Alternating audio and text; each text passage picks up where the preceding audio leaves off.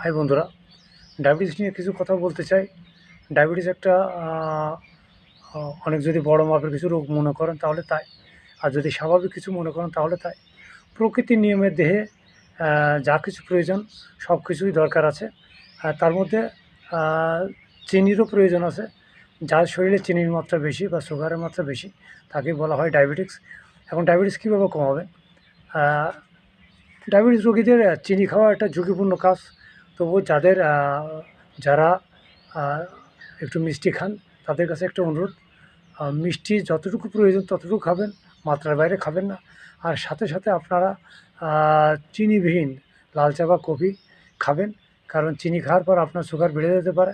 তাই অন্তত দিনে 5টা লাল চা বা কফি একটু কড়া করে খাবেন, এবং বিকালে দিকে একটু পরীক্ষা করবেন।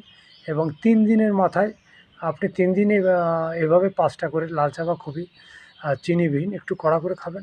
3 দিনের মাথায় বিকালে আর একটু পরীক্ষা করে দেখবেন আপনার সুগার বেড়েছে কিনা। অনেক সময় দেখা যায় যে সুগার কমে যায়। সেক্ষেত্রে হালকা একটু চিনি খাবেন, আপনার শরীরে যতটুকু প্রয়োজন ততটুকু চিনি খাবেন। আবার এভাবে আপনি প্রতিনিয়ত 5টা করে লাল চা বা কফি চিনিবিহীন একটু কড়া করে খাবেন। আশা করি আপনার সুগার নিয়ন্ত্রণে থাকার সম্ভাবনাটা বেশি থাকতে পারে। সবাই ভালো থাকবেন।